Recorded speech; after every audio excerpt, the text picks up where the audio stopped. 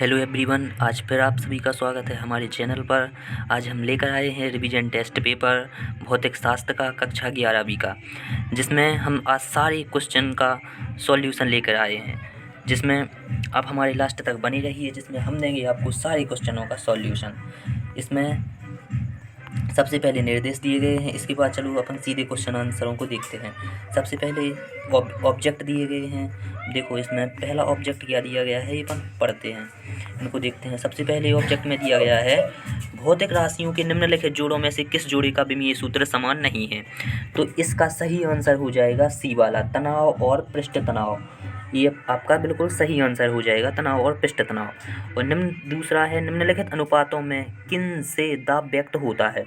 तो इसका हो जाएगा बल बटे क्षेत्रफल, मतलब ए। पहला इसका बिल्कुल सही आंसर हो जाएगा।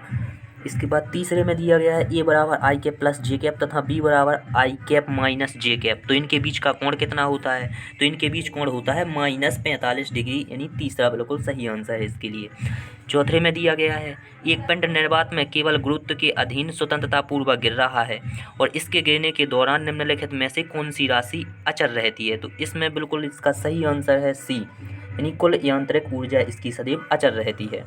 और इसके बाद चौथा दिया गया है, पांचवा दिया गया है निम्नलिखित में से किस पिंड का द्रव्यमान उसके केंद्र के बाहर स्थित होता है। तो इसमें है बिल्कुल चौथा, यानी चूड़ी।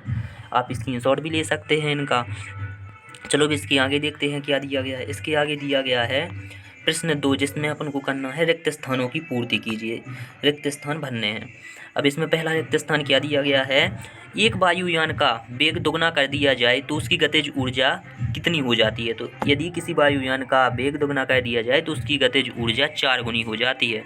तो इसमें आ जाएगा 4 गुना, 4 गुना। अब इसके बाद है घूर्णी अक्ष बदल जाने से क्या होता है। तो घूर्णी अक्ष बदल जाने से उसका द्रव्यमान केंद्र भी बदल जाता है। इसमें आ जाएगा द्रव्यमान, इसमें आ जाएगा द्रव्यमान केंद्र। घूर्णी अक्ष बदल जाने से उसका द्रव्यमान केंद्र भी बदल जाता है। इसके बाद तीसरा देखते हैं, तीसरे में क्या है, किसी निश्चित दिशा में वस्तु द्वारा तय की गई दूरी को क्या कहते हैं। तो किसी निश्चित दिशा में वस्तु द्वारा तय की गई दूरी को उसका विस्थापन कहा जाता है। इसमें आ जाएगा विस्थापन, विस्थापन कहा जाता है। इसके बाद आगे क्या दिया गया है, आगे चौथे में दिया गया है कि सर सीवी रमन को और के लिए सन में नोबेल पुरस्कार प्रदान किया गया। तो सर सीवी रमन को प्रकाश के विकिरण सिद्धांत के लिए नोबेल पुरस्कार दिया गया था और 1930 में दिया गया। तो इसमें आ जाएगा प्रकाश का विकिरण, प्रकाश का विकिरण, प्रकाश का विकिरण सिद्धांत के लिए दिया गया था। और इसमें आ जाएगा उसका 1930 में चूँकि दिया गया था।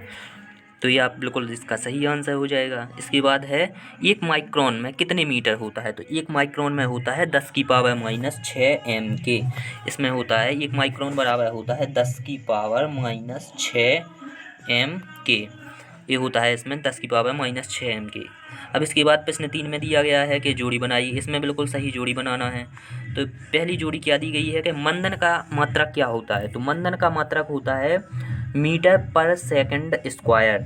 मतलब इसका हो जाएगा, पहले का हो जाएगा अपना बिल्कुल दा वाला हो जाएगा इसमें बिल्कुल सही। इसके बाद दूसरा क्या दिया गया है, एक समान वित्तीय गति में कण की गतिज ऊर्जा।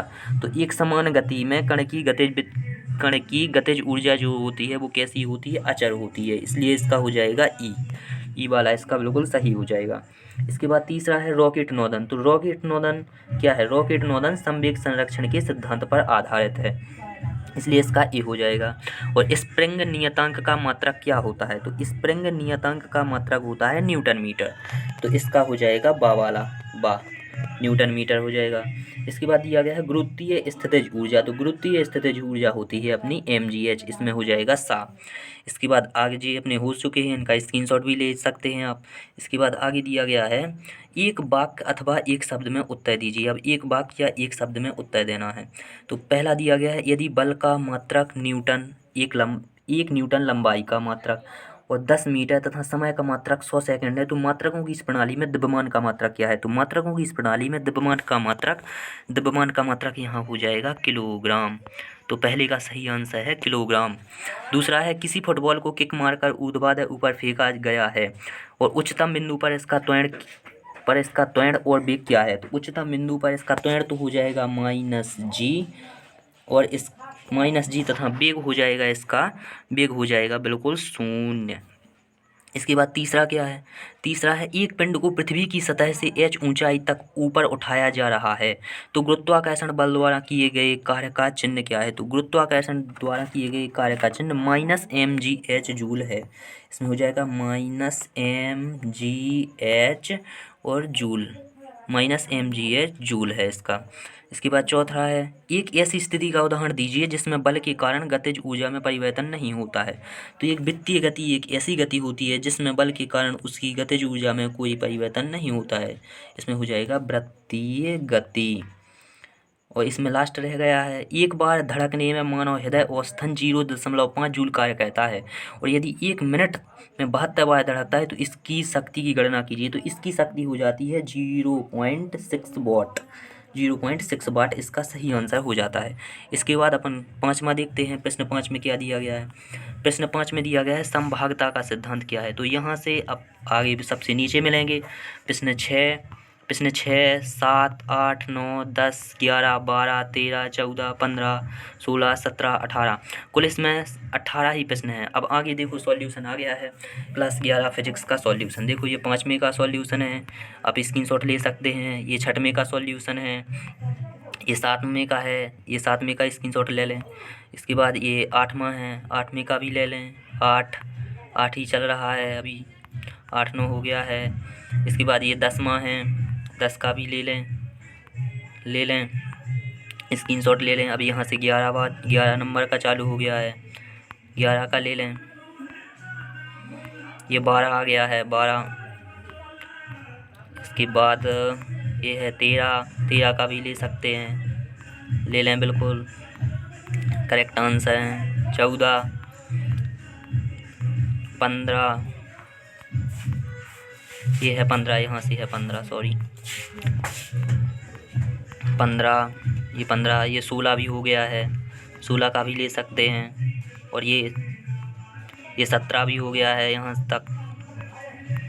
और एक लास्ट रह गया है, ये 18 भी हो गया है।